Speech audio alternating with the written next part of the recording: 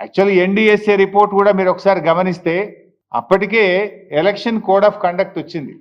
Kaleshwaram incident, Medigadda incident జరిగిన రోజు మేడిగడ్డకు పిల్లర్లు 2 కుంగిపోయిన రోజుకు అప్పటికే మోడల్ కోడ్ ఆఫ్ కండక్ట్ ఈ రాష్ట్రంలో అమల్లో ఉంది. ఎందుకు ఈ మాట ఆ డేట్ చూస్తే ఒకసారి మనకు election model code of conduct ఎప్పుడు అమల్లోకి వచ్చిందంటే October 9th model code of conduct వచ్చింది.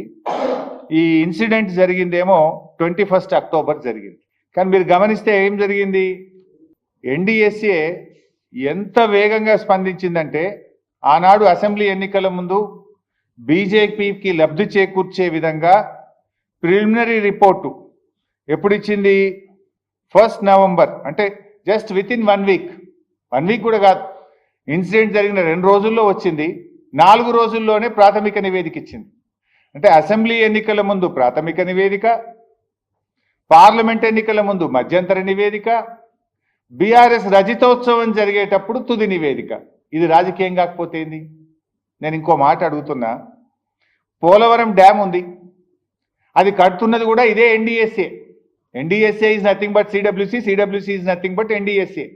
సిడబ్ల్యూసీలో పనిచేసేటోళ్ళే ఎన్డీఎస్ఏకి ట్రాన్స్ఫర్ అవుతారు, ఎన్డీఎస్ఏలో పనిచేసేటోళ్ళే సిడబ్ల్యూసీకి ట్రాన్స్ఫర్ అవుతారు. అదేమి కొత్తది కాదు.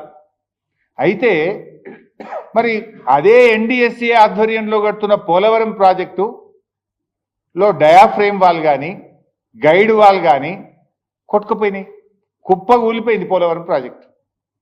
మరి ఇప్పటి వరకు ఎన్డీఎస్ఏ ఎందుకు పోలవరం ప్రాజెక్టు విజిట్ చేయలేదు? యాక్ట్ పార్లమెంటు చేసిన చట్టము దేశంలో అన్ని రాష్ట్రాలకు ఒకటే ఉండాలి, అన్ని డ్యాంలకు అన్ని ప్రాజెక్టులకు ఒకే విధంగా ఉండాలి. ఇక్కడ తెలంగాణలో 2 పిల్లర్లు గుంగితే 3 రోజుల లోపల వస్తావు, 4 రోజుల లోపల రిపోర్ట్ ఇస్తావు.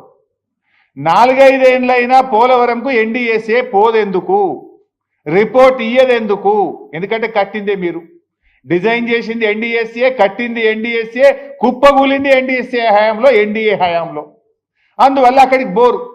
ఇక ఉత్తమ్ కుమార్ రెడ్డి గారు ఎన్డీఎస్ఏ ఏదో ప్రపంచ ప్రఖ్యాతి కలిగిన సంస్థ, ఇక దీనంత గొప్పది లేదు, దీంట్లో ఉన్నంత నిష్ణాతులైన ఇంజనీర్లు ఈ ప్రపంచంలో లేరు అని చెప్తాడు. మరి ఆ ఎన్డీఎస్ఏ కట్టిన పోలవరం కుప్పగూలిపోయింది, 5 ఏళ్ళైనా అక్కడికి ఎందుకు పోలేదు?